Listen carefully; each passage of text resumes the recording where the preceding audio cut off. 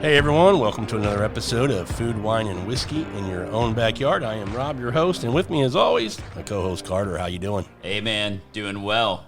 All right, we're going to talk a food tonight that we both enjoy, and we enjoy quite a bit. We have, I wouldn't say differing opinions on what to drink with it. We both like to drink wine with it, but I'm excited to talk about and let everybody know the kind of wine you and your wife really enjoy with, because it's a pairing I never thought of. So at some point in the show, when we start talking about kind of wines and pizza, because that's our thing, wine and pizza. Oh yeah. We're going to mention this, which I thought was very curious. Yeah, for sure. Well, we must admit that we're going to cook some pizzas tonight as well. We are. Made some dough. We'll make some sauce here in a little while. Some homemade pizzas. I mean, that's the thing to do in today's world, I think. Oh, yeah, man. So how did we get here with pizza? Yeah, that's a good question. I have to admit, like growing up as a kid, my exposure to pizza was certainly not what it could be today. Like Pizza Hut and Domino's and fast food stuff. It was just easy things. Another option for my parents to order. That's kind of my exposure. It probably wasn't the best exposure. I know because you come from a bigger, I think where you grew up, I'm not sure if you had this or not, but I think most places did. At least it was somewhere where at some point people drove to it to experience it. You ready? Okay. Chuck E. Cheese. Oh, yeah, absolutely. The big rat playing the drums. Oh, yeah. Okay, so this is interesting. I took kind of a bit of a tangent, but I used to love to go to Chuck E. Cheese when I was a kid. Well, who didn't? Okay, so Chuck E. Cheese changed into something called Showbiz or something like that when I was a kid, and then it changed back into Chuck E. Cheese. Okay, but yeah, it's all about the pizza and the singing animals and the video games and all that kind of stuff. Well, that was the big attraction was for the kids, and the parents just got drug along. I mean, if you had a birthday party, it was. If there was one close by, a lot of times it was going to be at the Chuck E. Cheese. Yeah. And that's what pizza was. I think you think about America and pizza, right? Obviously we're not talking about the old traditions of, Italian where pizza comes from. Yeah. We're talking about our American experience with pizza. Yeah. During the 80s, it was just like a boom, right? There were just fast food pizza restaurants everywhere. All the different commercials with stuffed crust and the big box, different variations of 3 different pizzas you could order. They just came up with all kinds of creative stuff for your different pizzas. Oh, I thought the coolest 80s thing, and 90s, yeah. When I was growing up in the 80s, my grandmother, a special treat would be to take me to Pizza Hut for the Pizza Hut buffet. For lunchtime. Yeah. And that's a great point because pizza buffets were big then, which eventually grew into CiCi's Pizza. Yeah. Which is I think the most famous buffet chain. Oh yeah, of pizza places. Well, I specifically remember walking into a CiCi's for the first time and going $3.99 and it's all you can eat pizza. This is unbelievable. Of course I was probably in high school or college at the time, and that meant a lot to me. Yeah. I also remember with Pizza Hut the personal pan pizza. So it's like your own little deep dish pizza. I love that. Yeah. I actually used to love that as a kid. Yeah. I feel like Pizza Hut is one of those places that it was at the top of the fast food pizza, mountain. Yep. And now it's really fallen off. Well, it used to be where you went in to dine in, and you don't see a lot of dine-in places, either there or Domino's. I don't know that I ever remember Domino's being a dine-in place. I don't think it ever has been. Yeah, I don't think so. But Pizza Hut was, and you're right. They had the salad bar and the pizza buffet for lunch, and it was a place that in small towns like where I grew up, in a town of 13,000 people in Missouri, Pizza Hut was the place to go. If you took if you're taking a girl out on a weekend, you might go eat at Pizza Hut. Big timing her there. Or I would be remiss to say, as a kid, if you wanted something that was on the cheaper side and your parents could pick it up pretty quickly, Little Caesars, $5, hot and ready. You get there, you get that and some breadsticks, and you just fill a whole family up. Here's the thing: kids love that pizza. Oh, I mean, my kids when they were younger were like, "Mom and I want to order pizza, and we might want to order from a nice pizza parlor here in town, a local place that makes good pizza." and our kids are like, can we go get Little Caesars for us? That's what they would prefer. It's funny how that. Well, it's interesting. Like, I think about it from the perspective of like nostalgia and the things that you like, not necessarily that they're good, but like the things that like, it's like comfort food or whatever, even though it may not be, what I would order, like want to order regularly today. It would be something that just kind of hits a certain spot for you. Yep. And things like Little Caesars, Pizza Hut, actually Domino's. That's something we could actually talk about a little bit because their pizza used to be terrible. And it's pretty good now. Yeah, and I would,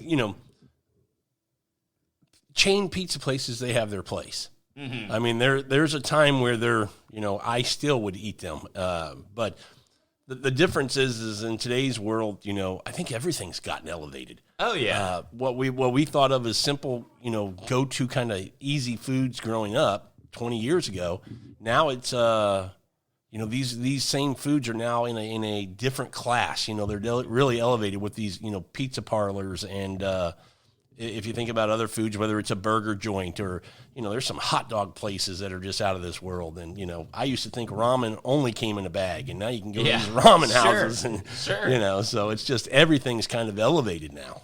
So like as a kid, I used to watch a cooking show on ABC. It was called like, I can't remember. I probably should have, like, I didn't know that we were going to talk.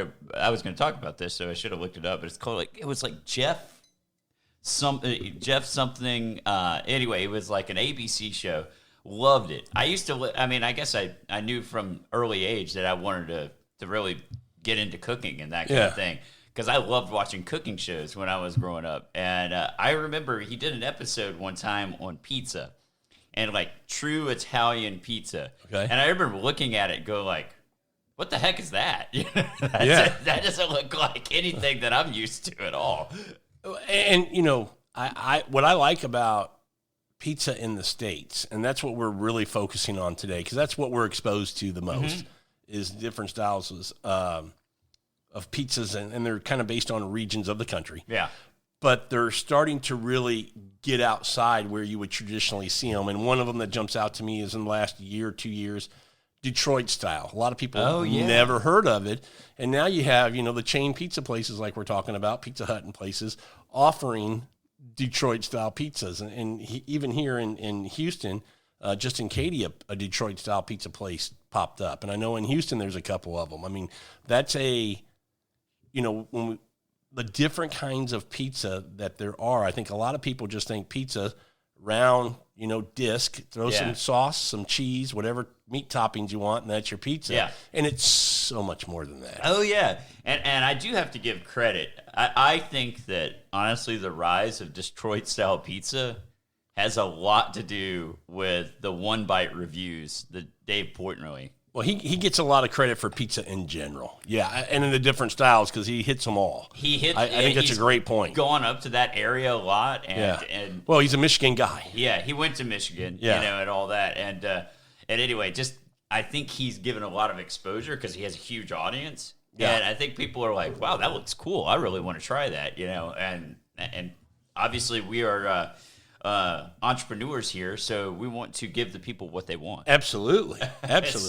Well, let's start talking about just so a lot of people may know, but if they don't know, how many different styles or regions for pizza there are in the States, and there's probably more than we're going to name, but these are the bigger ones that people know, or at least, if you're into pizza a little bit, you've heard of or at least have tried.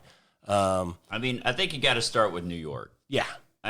That's Now, there's New York style, which is thought when you go to the city and you get that big slice and you fold it, and it's thin, and that's what's thought to be that New York slice.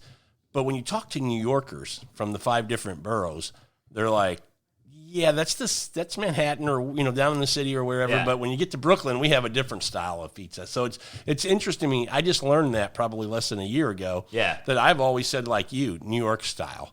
I think people think about the slice. If they go to Manhattan, that's what we do. Like me and Yana, my wife, like when we go to Manhattan, we don't eat at the fancy restaurants. We try and find good pizza places. Oh yeah. And a lot of times we'll just be walking around and say, oh yeah, these guys have a good slice. Let's go over and give it a try. Absolutely. And what's kind of cool about it, like when you do get a slice, I don't know if you've seen this. A lot of times they have the slices out, but then they'll put it back in the oven. Yep. To warm it up and make it a little bit tastier, I think. So yeah, it's just great, and it's cheap food, and cheap food is hard to find in Manhattan. Yeah. But it's good food. It's good. It's very good food. But when you go up to upstate New York, then now you're getting more where it's like almost sheet pan pizza, and they cut it in squares versus the triangle, New York style pizza. So it's like that state has two different styles to me that they're kind of known for. Oh yeah, and I think too, like you see in the New York area, like you see a lot of like coal fire type pizzas. Well, you make me think of when you say coal fired, right? No. New Haven, Connecticut. Oh, New Haven, yeah, that's the king of pizza places. Yeah. Well, I've not been there, so I don't know. Yeah. But I tend to align a lot with one bite type reviews. Taste. Yeah. And I like a crispier bottom. Yeah. I like a crispier crust. That's what she said. and I don't like a floppy pizza, generally speaking. I don't think anybody does, because you're fighting to get it in your mouth. Oh God! And the cheese starts to slide off, right? Mm-hmm. And that's what makes a good pizza. And we'll get into that in just a second, kind of what we define as a good pizza. Yeah. But I think New York is known for a style of pizza. Sure. Chicago, I think outsiders of Chicago think about deep dish, which is more of a pie. More of a pie, which is I think pizza in general can be a pie. Yeah, It's just got a thinner crust than the flakier, thicker crust, and deeper dish where it's layered more sauce on top with meats and cheeses on the bottom. Yeah, I'm a fan. I like it. I don't like it often. Yeah, because it's like a one slice thing and you're done. It would be difficult to eat a lot of deep dish pizza. Yeah, it's a pretty heavy thing.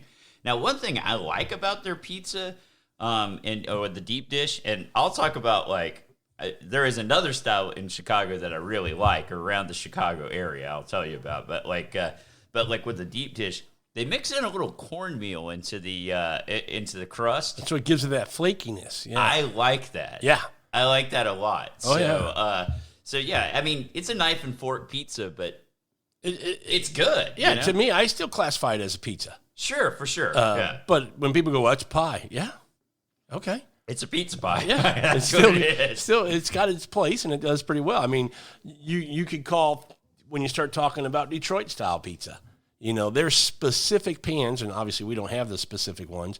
But if you went to Detroit to some of the Detroit style pizzerias, they have particular pans that they use, particular size, type of metal that they make their pizzas in. Yeah, and that to me is another different style because it's such a thick crust.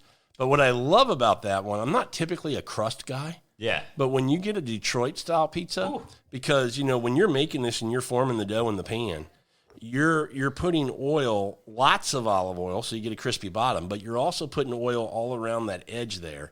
And you put the cheese, as you put the cheese on top, all over up against the walls of the tray. Yeah. And so when it cooks, it kind of melts and gets down on the side and gets very crispy and crunchy and I'm a big fan of that. I like that the crust is spongy.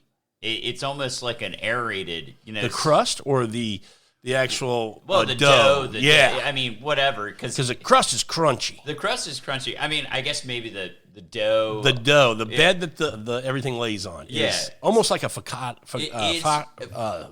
bread. Thank you. Yeah. It is kind of like that. And it's, you look at a Detroit-style pizza just by appearance-wise, and you look at it and say, man, this might be like a little heavy, And then you pick up the piece and it's like, oh. Big pockets of air. And this is light, you know, and then, you get that crunch with the kind of pillowy type of whatever dough that's there, and I love it. And I like that they put the sauce on top. Well, I was going to mention that. So if people don't know, and again, when it comes to pizza in general, I think three things you have to kind of have stand out in making sure it's a really good piece of pizza or a pizza, which is the dough, the sauce, and then the cheese. Yeah. Those three things to me are the most important to making a really good pizza. So I say that to say I'm not the kind of guy that would ever eat or ask for a supreme pizza.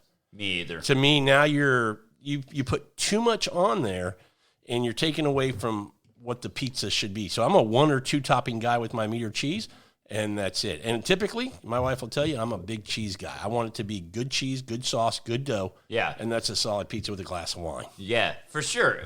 And I've graduated to that level because, when I first started, trying to make pizzas and stuff, I'm like, I want to load it up with, this and that and the other. Yeah. And you're like, dude, it makes it heavy. It makes it, you lose that crisp to the pizza. Yep. You can't support the toppings and everything like that. I've totally changed the way that I prefer pizza. Couple of different toppings. That's it. Yeah. That's really it. Yeah, I think that makes a huge difference. And for me, well, let's get back to Detroit real quick. I was making that comment because I think if you put too much of toppings on a Detroit pizza, you're kind of losing what it should be, and you don't take that bite and enjoy it the way you're supposed to. But I love, to your point, the cheese, that you put the dough in, you get it formed, and you kind of make these pockets in there with your fingers, and then you put all the cheese on top. Yeah. And then you just take 3 ladles of sauce and you make racetrack lines. Yeah, that's it. And that's it. And then you cook that bad boy, and it works. People might go, that's not enough sauce. It works. Yeah. It does. And a lot of times, at least the places that I've ordered from, they give you some sauce on the side. So if you want to do a little bit of a dipping, a little extra, I like that. Yep. So there's another style of pizza. I don't know if you're familiar with it or not. It's more of a Chicago pub style pizza. Bar pie? Yeah, it's interesting, right? So it's I remember, because I used to spend a lot of time in that area, because I'll be, full confession, I used to date a girl that was from that area, and we were longtime boyfriend and girlfriend. So I would go up there, Wisconsin, Racine, Kenosha, Chicago, all that area, right? And there was a really interesting style of pizza. I guess they call it pub style, but it's like a crackery type of crust to it, right? And it's cut into little squares instead of being a slice or triangle or something like that. A bigger square, yeah. And there's a place in town that does it. Okay? Here in Houston? The only place that I've ever found, it's called Keneally's Irish Pub. And they do that. Really? They make that style of pizza. But I like it because it's light. It's like a cracker. I mean, you can eat a whole pie. I mean, no doubt. It's like a cracker. Put a few ingredients on the top, but very crispy, very light. I'm a big fan. Big fan of that. Well, when you say that style of kind of cracker crust and thin like that, a lot of people may not know, but there's a style of pizza in St. Louis, and that's what it's known for, that particular style of pizza. I'm not familiar with that. Yeah. So I wonder if there's a similarity, both Midwest cities and that kind of stuff. Could be. But I don't know how long St. Louis has had that kind of as their being known for that style of pizza. But recently I started doing some more kind of looking around at different cities with pizzas and things like that had their own type of style and ran across that. And I'm from Missouri and went to St. Louis a lot growing up and never ran into that. But again, back then, if you're looking for pizza, we probably looked for Domino's or Pizza Hut. Yeah, of course, so right? These are more pizzerias that are doing these styles of pizza. And now I don't know where this style actually came from, not the Chicago one that I was talking about, but deep dish pizza. Where did that come from? That's a great question. And I'm not talking about Chicago deep dish. I'm talking about a pan pizza is what I was more referring to. What kind of pan? So sheet pan pizza? Using either an iron skillet or something like that, to where I don't know if you ever had pan pizza from Pizza Hut or anything like that. But I've made pan pizzas at home. It's a great way if you don't have a pizza oven or something like that. Cast iron gets hot. Yeah, and it retains that heat really well. It retains the heat, and then the pizza will form a nice crust on it because it's cast iron. I've only cooked a deep dish in a cast iron, but I've seen people cook pizza in a cast iron, and I think that would work great. And we'll get into talking about because I think when you start to explore the world of pizza, I think you get exposed to how good it really is and the different variations and the different types of sauces and cheeses and different things. And, when I was talking earlier about I like a cheese pizza, and people might go, well, that's kind of boring. But if you think about it, you can make, like at home, I'll make 2 or 3 different types of dough. Yeah. That are going to give me a different kind of result.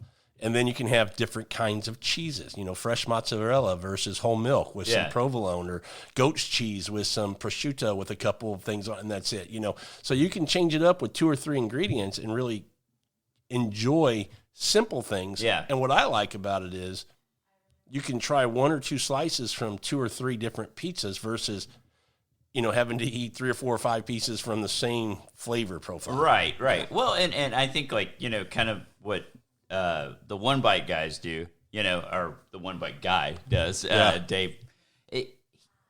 Cheese is a control, right? Yeah. It's kind of the every place that you go to has a cheese pizza, so you can really just explore everything. Like toppings can make a huge difference on a pizza, right? Yeah.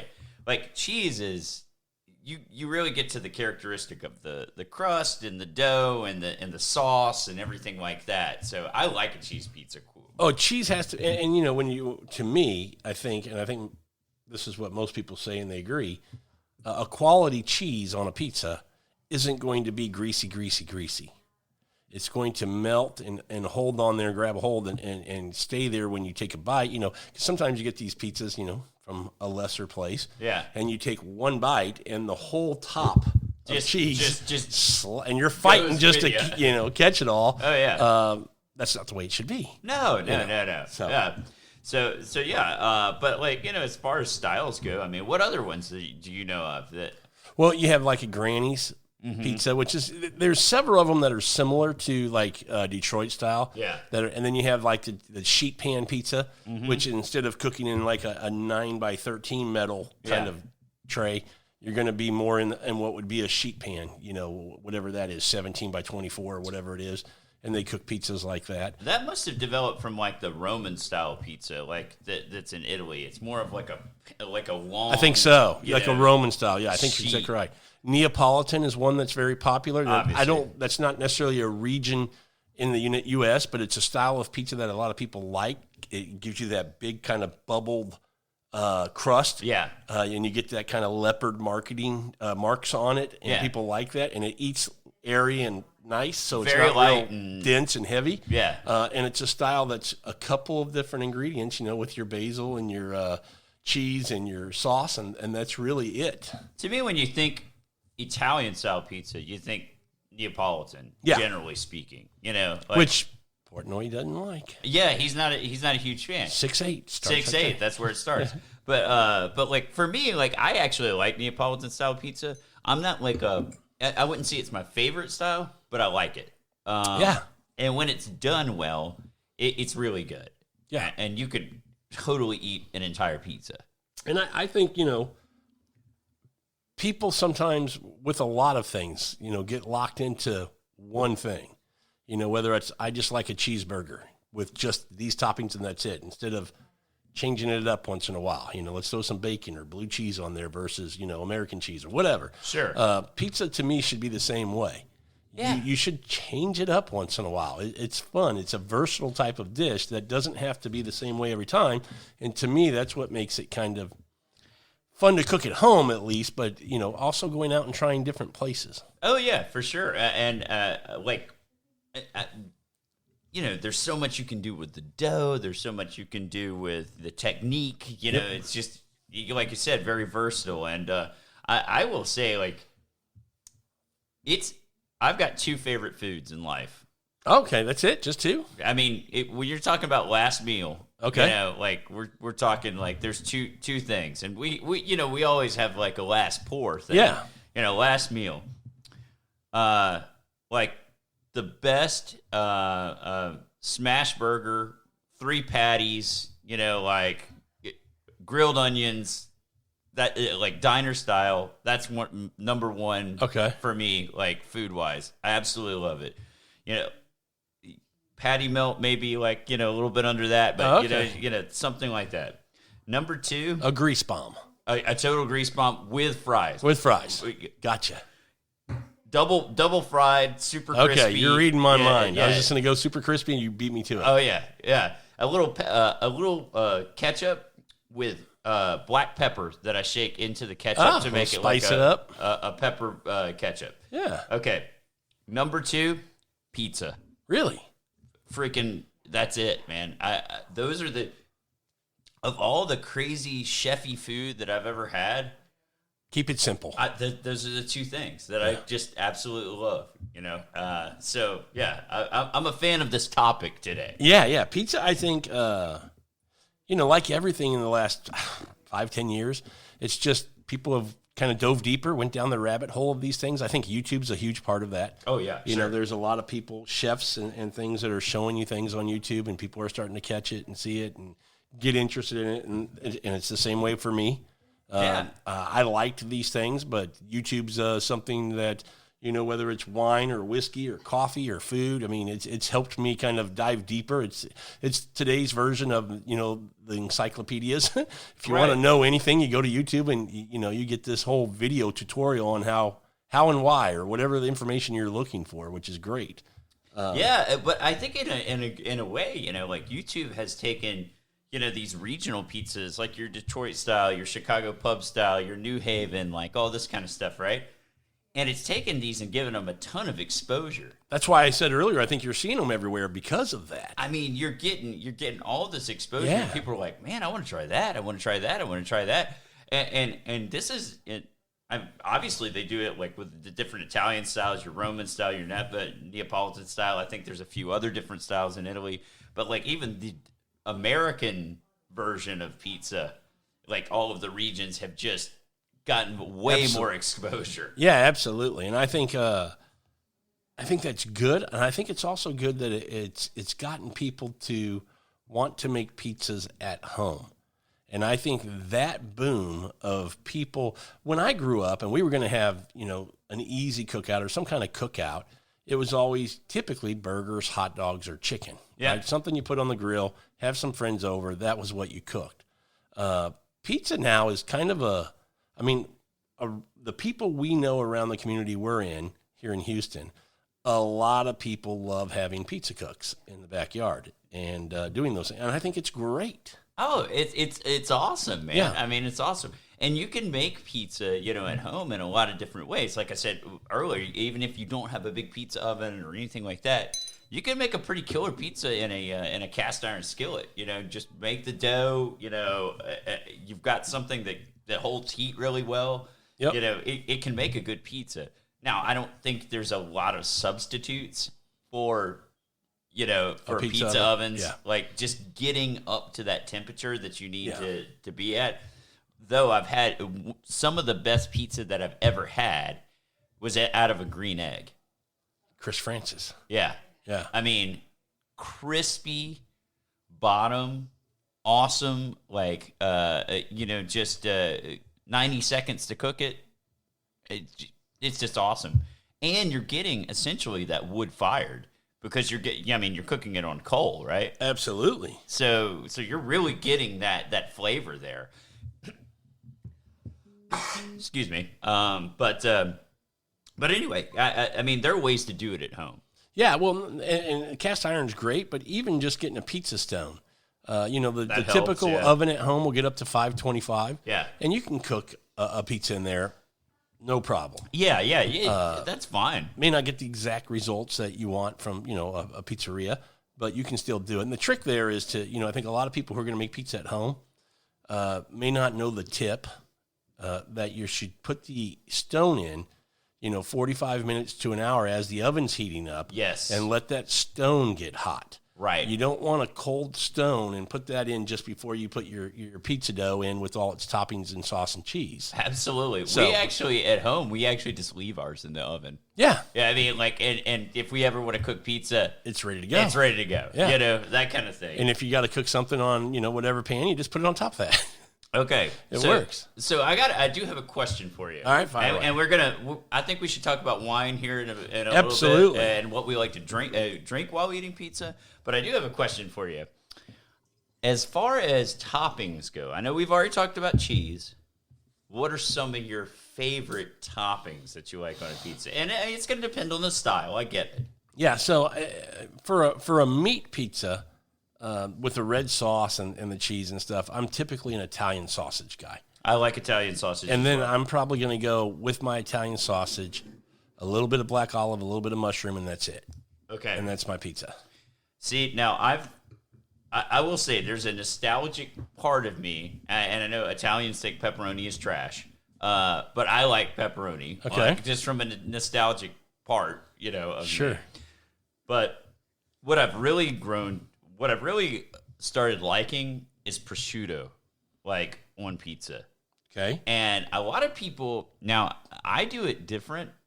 A lot of people like to add the prosciutto after cooking the pizza. I cook it with it, So we have a version with prosciutto that we make, and I do it the way you do. Now, when I make this one, I make my dough, I roll it out. Yeah. I don't put a red sauce on it. Okay. So I'll do olive oil, and then I'll do some garlic on top of the olive oil. Just dice up some or mince up some garlic, and then I'll put my prosciutto on top of that, and then I'll put goat cheese dollops all over. Oh yeah, now that's solid. Yeah, and then when it cooks and it comes out, we'll put some fresh arugula on it, some fig balsamic, and that's a pizza. Beautiful, yeah. Beautiful. I can even see like a ricotta working on a pizza like that as well. To me, ricotta needs to be in with a sauce, only because it's such a dry cheese. Or you have to kind of play with it up front, where you're going to put some egg in it or something to give it a little more texture, so it kind of melts and make it a little smooth and a little silkier. But I love ricotta on a pizza. Oh, me too. Yeah, we have some for tonight. Oh, fantastic! There you go. I should have mentioned that when we were talking about toppings, because I freaking love that. But goat cheese is also really good on. And it's a good melting cheese too. Yeah, absolutely. And to me with cheese, obviously everybody thinks mozzarella. That's the go-to, and it is. Yeah.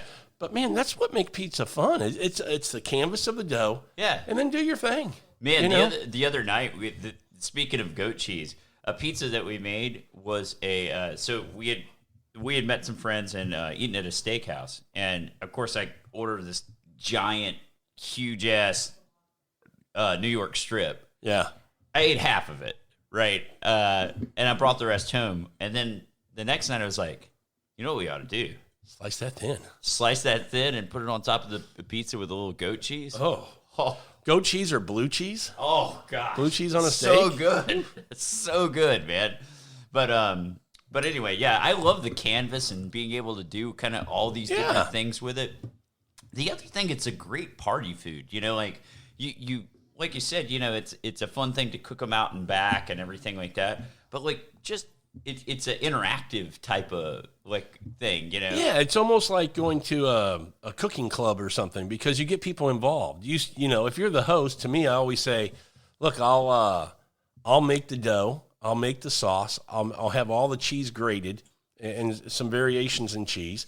But you guys bring some of your favorite toppings and let everybody bring over a few toppings that they like, and get creative. Don't tell us. Yeah. Just kind of surprise us with some fun and unique pizzas, and then everybody gets a chance to make a dough and create what they wanted to make. And I think to your point, it's a great time to have kind of a dinner that way, where it's interactive like that. Absolutely. Okay, so because you're drinking while you're doing it, and that's a good segue to what I was going to talk about. Okay, which is, what do we like to drink with pizza? Water. That's turned into Jesus juice. Yeah, yeah. After Jesus has touched the water, and wine. Yeah.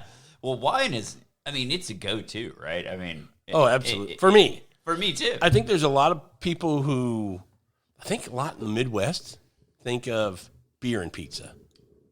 I think just all over. I'm from the Midwest, so I remember growing up and seeing that, hey, if we're going to order a pizza, get 2 pitchers of beer, yeah. 6 cups, Well, honestly. But I'm a bigger fan of wine with you. Me too. However, I could see where a couple of things could work when it comes to beer.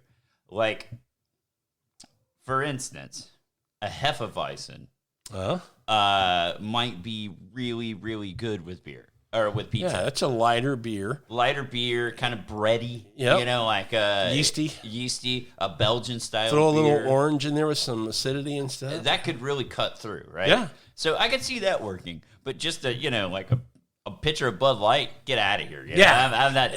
And we're not knocking it if that's what you like. Yeah. You know, do your thing. But I think, you know, not that there's not a world of beers. I mean, I know you can get very creative in beers. Just, you know, I like beer, but on occasion where I'm a bigger fan of wine, and I just think wine, the world of wine, you can get so creative depending on the toppings that you're going to do. Sure. With some really fun wines to pair with that kind of pizza. And I think it's just a lot of fun. I think there's a kind of a go-to when it comes to wine and pizza for me, personally. Oh, yeah. We mentioned this at the beginning of the show. So I think bringing it up now, when I talked about you have a pairing that you and your wife love, this is it. So go ahead. Okay. So first I'll talk about the red wine that I like with pizza. Okay. And I'm a fan of Tuscany, and particularly the Sangiovese grape. I love Chianti Classico, like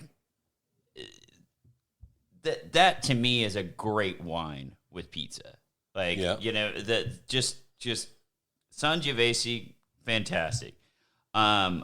I also like, and I brought one tonight, Barbera with pizza. I think it goes really well. You know, and I think the thing is, you don't want to like smash pizza over the head with like a cab of some kind. You know, like you're not gonna get a big California fruit bomb cab, and I'm sure it'd be fine, but it's not gonna be, to me, the ultimate pairing. Yeah, I agree. Depending on toppings again, but for a traditional, what would be kind of that traditional type of pizza, no. It wouldn't be my go-to. Yeah, I wouldn't do that personally. No. Not long ago, we had a nice Rhone night. I would think like maybe a Côte de Rhone might be a good wine that would go with pizza. Absolutely. I tend to lean more going Italian because pizza, you know.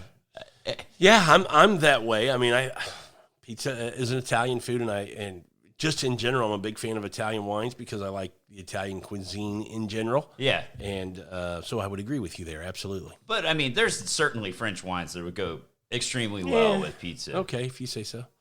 No, I'm kidding. I'm kidding. There's some great ones. I think like a Beaujolais would go very well with pizza. You know, there's quite a few, actually, that would go very well with pizza. So, okay, so back to the main thing that may be a controversial topic, but I've actually talked to a few Italians that don't mind this pairing. Okay, because I've never heard of this pairing before. You know, when I think of pizza, it's usually a red wine. Okay, so I've kind of let a little bit of the so I like. Me and my wife like sparkling wine with pizza. Now, champagne is great. I tend to like something that is.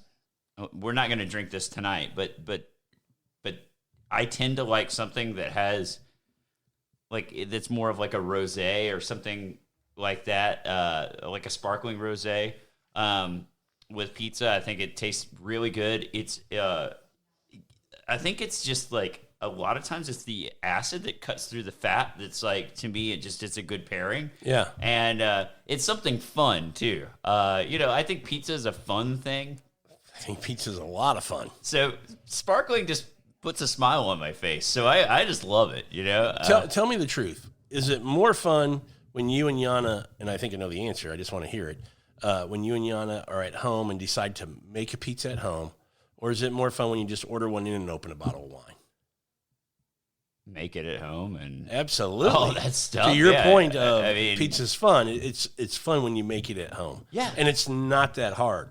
No, it's not. And you know, honestly, and this is just a little tip that I've learned. If I don't want to like go through the process of making a dough, and I'm just kind of like, ugh, you know, you can call like a Domino's or a Papa John and ask to buy a dough ball. If you have and you can do that, absolutely. But if you also have in your neighborhood or around you a Trader Joe's. Whole Foods also has. Whole Foods also? Has dough. Trader Joe has dough balls made $1.50 each. Good dough balls. Yeah. You can't beat that. So there's that option to your point if you don't want to make dough. Now, dough is so easy to make. The problem is if you decide at 4 o'clock in the afternoon that you want to make a pizza, then you need to get a dough ball. You have to plan pizza because you're going to start making dough you've got to let it rest and, all that kind of stuff after you make it. So I have to comment on the wine that we're drinking right now. So we're going to have pizza tonight. We're, going to be drinking Italian wine. In fact, the sparkling wine that I brought tonight is a Franciacorta. It's a kind of a unique style. It's a lot of people say it's the champagne of Italy because it's done in the traditional champagne style. The second fermentation is done in the bottle. They rotate the bottles, they put it in caves and all that kind of stuff. Interesting part, it's a very small part of Italy where they make this, where they make Franciacorta. But an interesting thing is it's an area where, like, during the Ice Age, the ice actually formed and carved into that area. And so it's got like a unique topography, really? I think, and terroir because of that. Wow. Okay, I've never had this. So we're gonna have it tonight. Yeah, I'm looking forward to that. And I think you're gonna really enjoy it. And you're gonna see that Italian sparkling. Though I think that there's an Italian, there's a Sicilian style sparkling that's pretty. Don't mean to cut you off. Is this still classified as a prosecco? No, it's not a prosecco. It's not a prosecco. No. Okay. So it's its own classification. Okay. I think it didn't get a DOCG classification until like 1992 or something like that. So it's relatively recent. It got a DOC, I think, back in the 50s. I might be wrong, but like it's a relatively new thing, but it's amazing. It's just simply amazing and great value compared to champagne. Okay. I'm anxious to try because I think champagne, very good. A lot of great champagnes. But again, when you talk about value, you're paying for, a name, champagne. Yeah. And there's a lot of regions where you can get some great sparkling that's not the same cost. So it's always fun to explore different areas for those types of things. We need to do a sparkling episode. Well, let's put it on the book. I'm down for that. I absolutely think we need to do this. But anyway, so talking about the wine that we're having right now. So we decided, to warm up with like a Napa, more fruit-forward type easy drinking, don't need food. Yeah. Just kind of get the palates ready. Absolutely. A little warm up. So tell us about the producer and all that. So this is Trefethen, who's fairly well known in the Napa region. They make a very high-end wine that maybe some people have heard of called Halo. Yeah, which is one of their top-end wines.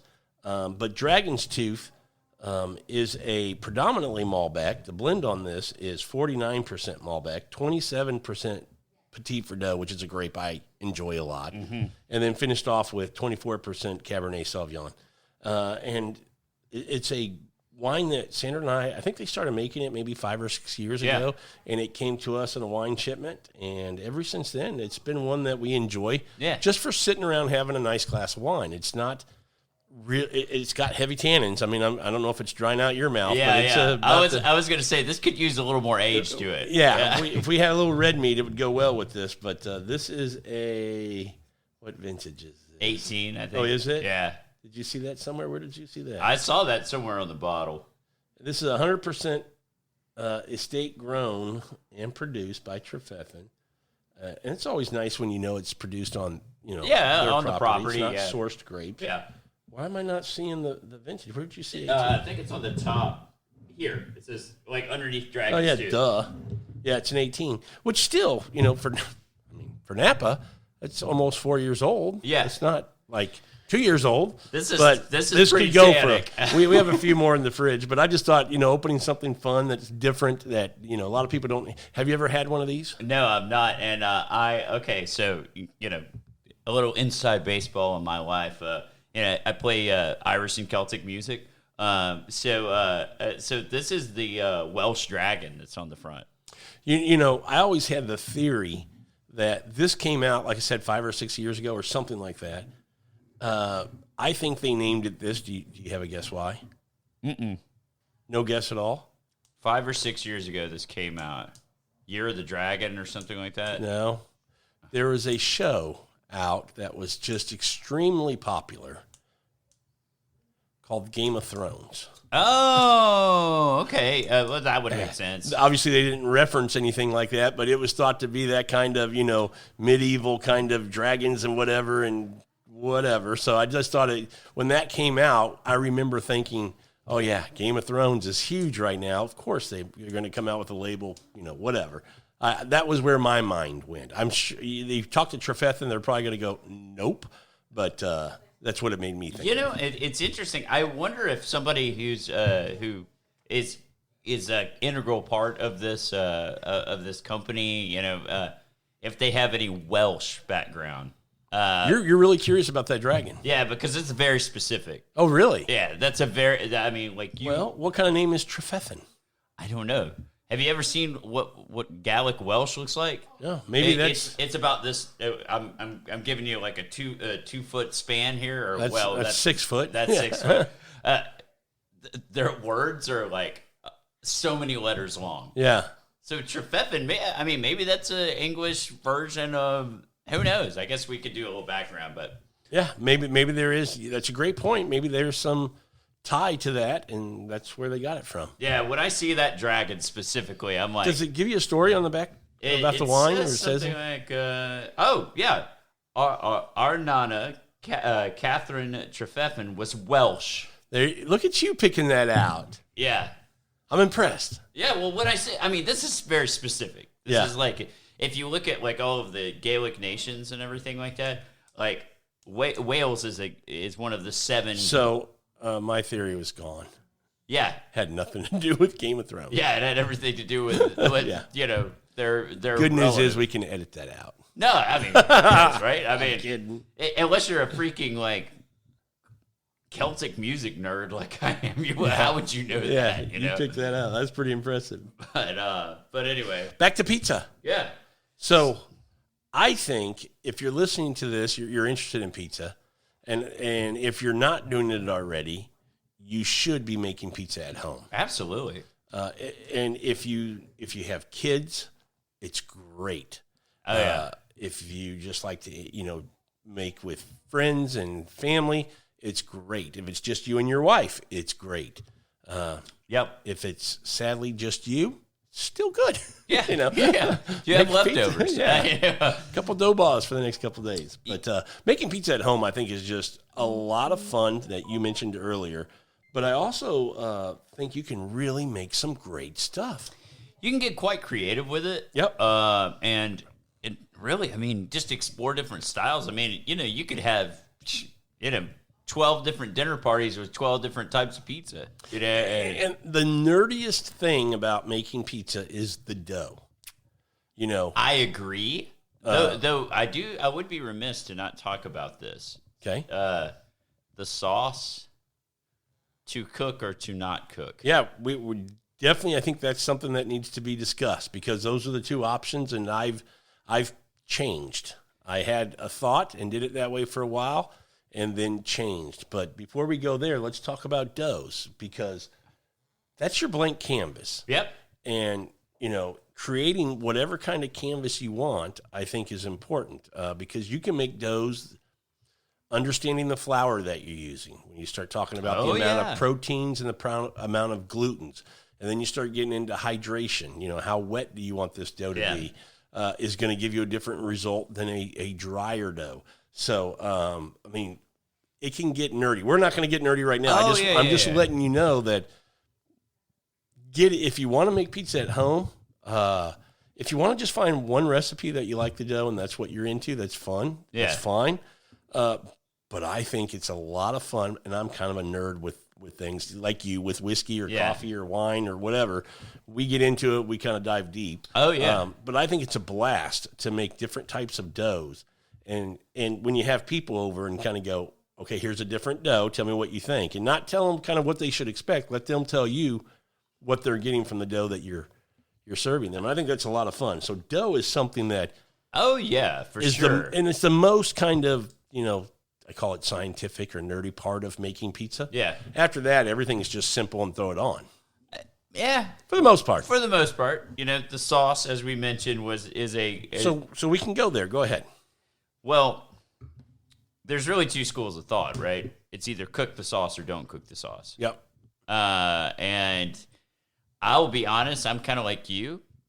I used to cook my sauce. Now I don't cook my sauce. Yep. And I think this is more of a traditional Italian style, not cooking the sauce. Now, I'm sure there are great pizza places that cook their sauce and it tastes amazing.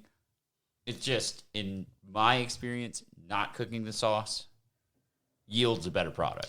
Here's what I think the big difference is for me. And I used to cook sauce. And by cooking a sauce, I thought, I'm going to make this great tasting sauce because I'm going to, put some oil in the pan. I'm going to dice up an onion. I'm going to cook that down a little bit, sweat it out. I'm going to throw some garlic in there to get some aromatics, cook that down. I'm going to throw in some fresh basil and some oregano. And I'm going to throw in a little, red pepper flakes. And then I'm going to put in my crushed tomatoes. And I'm going to cook this sauce that's going to be so flavorful. And I do all that. And it's a pasta sauce. And that's what it is. And that's what I was using for my pizza. Yeah. And people thought it was good. But what I didn't realize I was doing was cooking the flavor out of the tomato to make the other flavors that I was adding in kind of highlight. And the tomatoes became a complement to that. And watching a lot of YouTube videos, I've found people saying you really should use a fresh, uncooked tomato sauce to really keep the sweetness and everything of the tomatoes. And I'll tell you, since I started doing that, I do a little olive oil in the can. Yeah. So I buy a 28-ounce can of crushed San tomatoes. Marzano. Yep, crushed tomatoes. Little olive oil in there, some salt and pepper. I'll dice up or, mince up a little garlic, mix it up. That's it. Since I've started doing that, people have commented on the sauce going, your sauce is fantastic. And I'm like, it's the easiest sauce. There's nothing to it. Yeah, so I think cooking is a great way, like you mentioned, to marry the flavors. But it takes kind of away the pizzazz of the sauce, right? To me, the acid comes through more, and you're putting cheese on top of the pizza. Cheese is fat. You need acid to cut through the fat, right? Yep. And if you've kind of lowered the acid level, then it becomes heavy. Not only did you lower it, but you've layered some other flavors in there that you may not want on the type of pizza that you're making.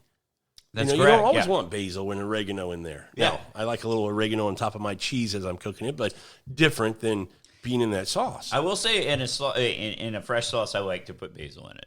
Do you really? I like it just a little bit. Okay. You put it in the food processor or you put it in the blender. You don't want it.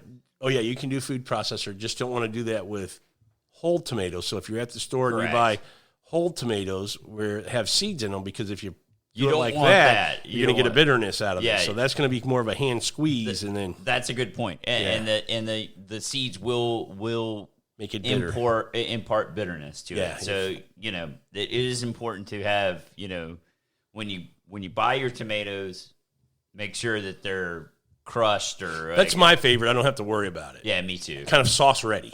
Yeah, it's still great flavor. But I like to add a little bit of basil.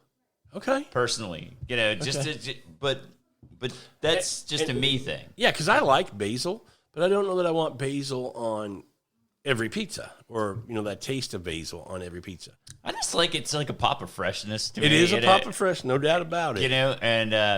And so I'm like, and I've done this more in Italian cooking.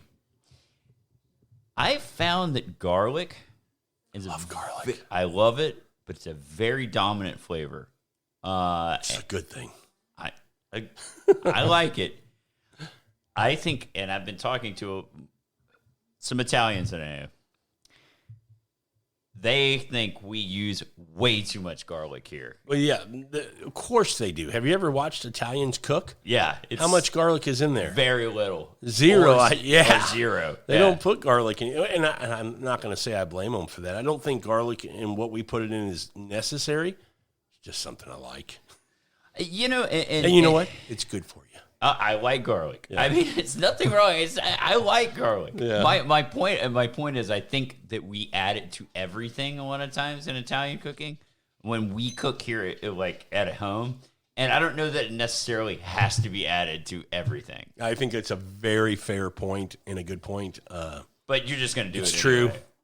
No, I will give it some thought. But man, it's hard not to use garlic. I love it too. When I'm cooking. Whatever dish I'm cooking and there's an onion in there, to then, let that cook down and throw in some garlic and that aromatic in the kitchen. I mean, it's great. Yeah, it's pretty good. And here, just a pro tip for anybody. I mean, we're kind of going off pizza a little bit, but when you need to add garlic to something, always cook the onions because the garlic will burn a lot faster. So make sure that when you cook the onions, then you add the garlic. You don't add them at the same time because you will burn your garlic, and that will not provide a good flavor. Exactly right. It's at the very end, just a minute or two before the onions are done. Just to kind of open up that garlic. Yep, you're exactly right. Good pro tip there. Yeah, I think we should add certain things that, in the show. But not that we're expert cooks, but I think we're pretty good. Yeah, we like to cook. And we've watched a lot of YouTube. Yeah. Kind of like that, Did you stay? I stayed in a Holiday Inn Express last night. Yeah, so exactly. For these kind of subject matters, it's I watch a lot of YouTube.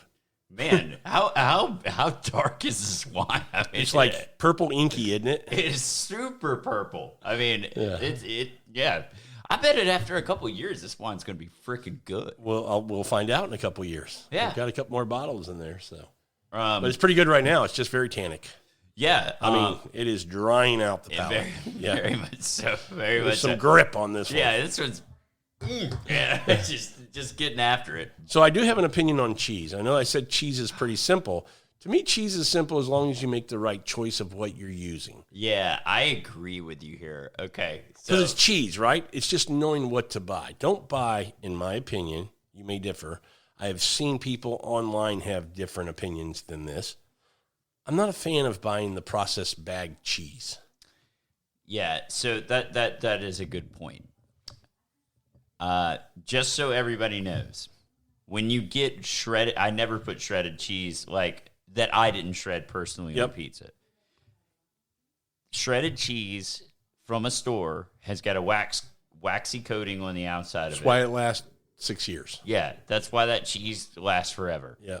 Okay, if you're at minimum, if you don't have access to good quality mozzarella or like whatever, at least buy a block and shred it yourself. Agreed. Because it's the block still has that wax on the outside, but it's just on the outside. Yeah, you can almost shave off the outer edges and then that top layer and then just go at it. But again, it's not so much wax that it's not on every piece that's going in, to your point. So it's going to melt more evenly and all that kind of stuff. Because the last thing you want to do is have a pizza that's got like all these like, it just looks like just shredded cheese on the end. It just doesn't look appealing, right? It doesn't. You want a cheese that's going to melt properly, that's going to stay on top of that sauce. And to that point, when you do get a cheese, even if you buy it in a bag, make sure with mozzarella it's the whole milk. It's not the skim. I was going to say whole milk. Yeah. Now, when I use fresh mozzarella, I like to get some of the moisture out of it. Okay. Because moisture, pizza, soggy pizza. So what do you do? Squeeze it through like a cheesecloth or something? I'll actually pre-slice it, like if it's something. Let it sit out and put it on paper towels and just let it absorb some of the moisture. Good idea. Yeah. Just because like with fresh mozzarella, don't want that water, dude. It'll just add so much water. Fresh mozzarella just freshly sliced on top of a tomato and a caprese salad or something. Fantastic. On a pizza, I feel like you need to get that water out because, like I said, water on pizza, not a good thing. Yeah.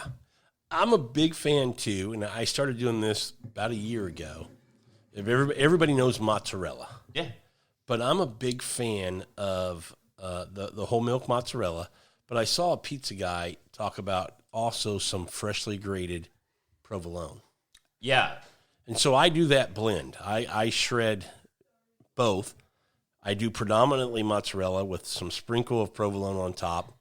I like to hit it with a little olive oil, a little sprinkle of dried oregano, and that's my top of my pizza. Provolone's great, and I've actually heard about that. I've not tried it yet. Tonight you will. So tonight I will. But I could see where that's a little tangier cheese because you think about like mozzarella, right?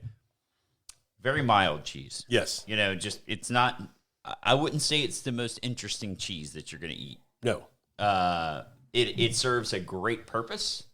but it is not going to be the most interesting cheese that you'll ever consume. Not at all.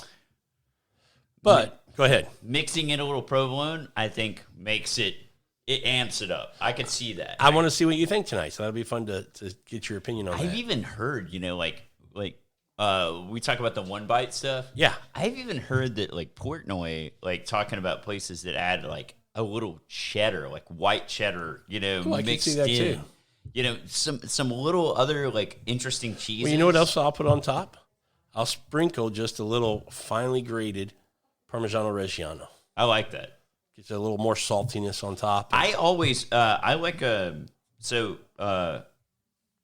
we don't. I mean, buying a block of Parmesan cheese, Parmigiano Reggiano, is a pricey endeavor. Yeah. So sometimes we buy like the shaved, Parmigiano Reggiano that like comes in a bag. We put it on salads a lot of times, sure. But even some of that just kind of mixed in. Absolutely. Very good. So you can see here as we're talking about the flavors of cheese that it can start, at least for me, I'm going, this all sounds really good. You don't need any more than that. When you have a good dough, a good sauce, and these good cheeses, I'm okay with more toppings. But you can see, my point is, you can see where a good, well-made cheese pizza with good cheeses is so good with the cheese, to your point, the fat of the cheese to the acidity of the tomato on that canvas of the dough that's made just right. It's just, to me, a fantastic thing. I mean, we even had a pear and goat cheese. Oh, yeah. Type of, like with balsamic. I've done that. I did that for a dessert pizza here a couple weeks ago. It's... But that when you get into the world of cheeses, that's what I love about pizza. People think mozzarella, and they should. That's traditional, right? But again, be as creative as you want to. I mean, ricotta, as we mentioned, is great.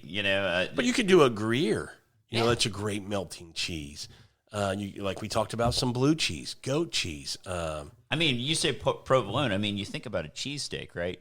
Provolone is what you think about when you're talking about a cheesesteak. Yeah, right? Great melting cheese. Absolutely. But yeah, there's just so much you can do with it. But to your point, melting cheese. Yeah, you don't want a cheese that's not going to melt. With the exception of Parmigiano Reggiano, which again, finely grated, so it's just sprinkled on. It's kind of in the mix. Yeah. You're not going to just use nothing but that. Exactly. So yeah. I think the last thing to finish up with the topic of pizzas is pizza ovens. We talked about being able to cook in your own oven at home. Gets up to about $525. But I think, with the last probably, I would say 5 to 6 years, pizza has just skyrocketed straight up. I mean, the trajectory has been, straight up. There's so many available pizza ovens. Yes. And we're not talking about a huge investment. I'm a little different than a lot of people who like pizza, make pizza at home. I actually built a brick oven pizza, which is great. And when you have a large group over and you want to cook, 20 pizzas, for a big backyard get-together, that's the way to do it. It's a lot of fun. It's a wood-fired oven, brick oven, and it's fun to cook in there. But a lot of times, like tonight, with just the 4 of us, we just want to cook a few pizzas, and that's it. I don't want to spend 3 hours trying to fire up a big pizza oven. Right. So there's options for having a great oven at home that gives you a result that is fantastic. And I bought one. Yeah. And there's several brands, so I'm by no means, we're not sponsored by, I'm not telling you this because they asked me to or sent me anything, but Uni pizza ovens are the one I bought, and I think they are a great product. After having mine for, what have I had, about 3 months now, and cooking on it probably at least a half a dozen times or more, what a great little oven. It's still a decent investment. The one I got is a 16-inch pizza. You're not going to cook a 16-inch pizza in there. That means you're too wall to wall, and you got no room. Yeah. So it's nice that they go, it's 16 inches. Yeah. Yeah, you're not going to put 16-inch pizza in there. Yeah. 14 inches is about what I'll do. I'll have like an inch on each side that you can kind of turn it a little bit. But 14-inch pizza, to me, when you have a pizza party, I think this is important to remember. you don't need to make a huge pizza. You don't want huge pizzas because now the slices get too big. And one, you don't want to fill up on one piece of pizza. You want for me, it's finding the right size where you can still get a decent little slice, but you get to enjoy the different pizzas you're going to make that night. Yeah, I agree. And the larger the pizza, the harder it is to keep it from getting soggy in the middle and all that kind of stuff. Now, some of these places in New York have huge pizzas, and it's different. They it's figure commercial. out how to make it work. Yeah, that's a commercial thing. We're talking about at home. Yeah. Yeah. But I think the Ooni pizza oven, and there's several more, but the point here in finishing this up is there are great options to get a pizza oven at home. And the little pizza oven I bought, because I have a wood-fired one, if I'm ever going to do wood-fired, I'll use that. Oh, yeah. I just bought the version that's just gas. Yeah. It hooks up to a propane. It's got an L-shaped burner in the back. Gets up to about 870 degrees. Nice. It's got a pizza stone in there, so, I mean, it cooks. You haven't had pizza off this yet. You've will only had it off the big oven. Yeah. Okay. So this will be fun tonight. But there's plenty of I can't remember the name of them, but there's probably 7 or 8 brands like Ooni that are available out there. Do your own research, see what within your budget, what you think is a type of machine or oven that you would like to cook on, and make your choice. So I'm by no means saying Ooni is the one you should go with. I'm just saying after cooking with Ooni for about 3-4 months, definitely a quality product that gives you a result that is truly like a pizza oven. I can't wait to try it. Yeah, going to be a lot of fun. So the point there is for $500-$600, you can buy a pizza oven that you can cook at home. The other thing that's cool about these little pizza ovens, they're mobile. I built this big brick oven. If we ever move, it's staying here. Yeah. If I want to go to a friend's house, have pizza night at their pool or something, we can't do that. With the Ooni, we can. It travels, which is, I think, a great. You want to go to the beach for the weekend, you're going to rent a house, and you want to do pizzas on the beach with some wine at night, You just take your Ooni pizza oven with you or whatever model or brand you decide to buy, which I think makes, you make your dough balls the night before, you head down to the beach, you're going to cook pizzas out there. I think, the versatility of these little ovens to pack up and go are a benefit to having one, which I think is fantastic. Or, hey, you just hit the Trader Joe's and... too. Grab some dough balls, bring your pizza oven down to the beach, and have a great time. Have a great time, or wherever you're going. I love that. Say you're going to rent a house on the lake for a week for a little vacation. You can bring it with you. Take it with you. So I like that. That's what's really cool about these little ovens. They're phenomenal at what they produce. What they're able to do with the pizzas that you put in them. But the convenience, the portability of them, I think, is a huge benefit. We're going to Missouri in a couple weeks.